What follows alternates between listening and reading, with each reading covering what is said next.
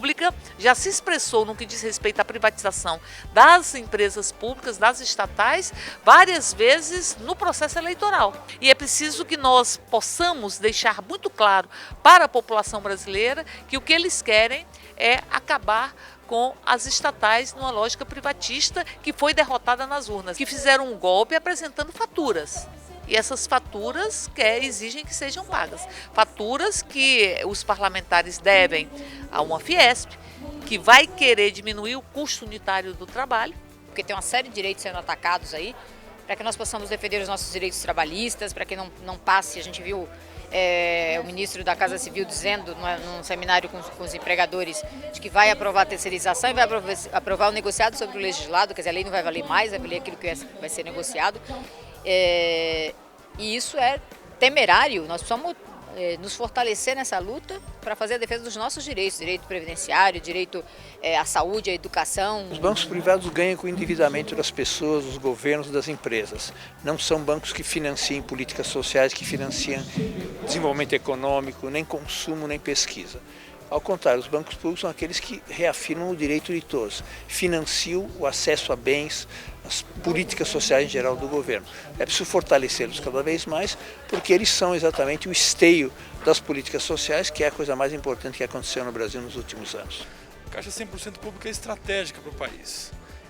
Mais do que defender os direitos dos empregados, é defender que o país tenha esse instrumento importante para acelerar e para fortalecer o crescimento do país, com oferta de crédito, quando você tiver um Estado que faz essa política anticíclica, que faz essa política de crescimento. Eu não tenho dúvida que se não existisse a Caixa Econômica, não poderia ter o Bolsa Família, não poderia ter o Minha Casa Minha Vida e não poderia ter o próprio FIES, que é um programa de acesso ao ensino superior nas instituições privadas do Brasil. Então, banco público é um banco que pertence ao povo, mexeu com o trabalhador, mexeu com a Uni e vice-versa, mexeu com a Uni e mexeu com os trabalhadores.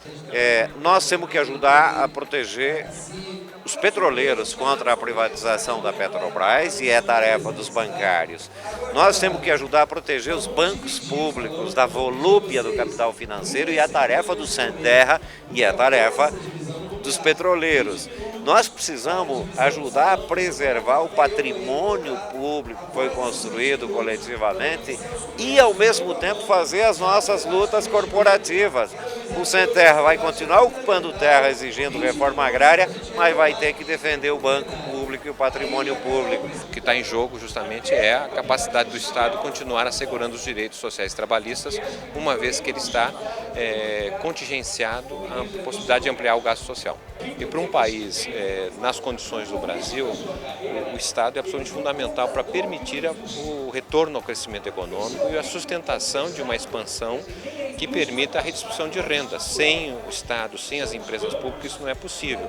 Então nós temos que pensar de forma articulada, em que os bancos se articulam com a Petrobras, com a Eletrobras e outras empresas que fazem parte do conjunto das empresas estatais brasileiras. Ficava imaginando assim, uma mesa de jantar, né, sem o Banco do Brasil que ele representa. Provavelmente ia ter 60% a menos de alimentos, porque o Banco do Brasil financia 60% da agricultura. Só para pegar um exemplo.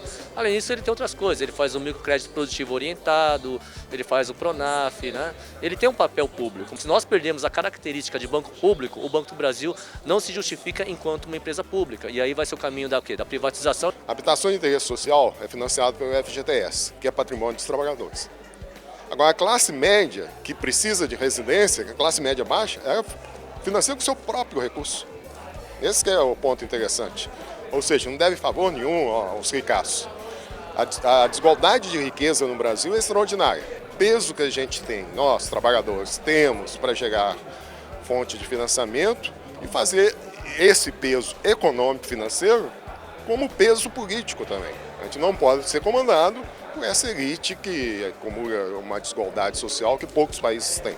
Nós desconhecemos banco privado que se dedica ao fomento, ao desenvolvimento de regiões e principalmente que se dedica a políticas públicas a atender a população pobre do país. Sem banco público, quem precisa de banco fica numa situação muito difícil. Somos colonialistas.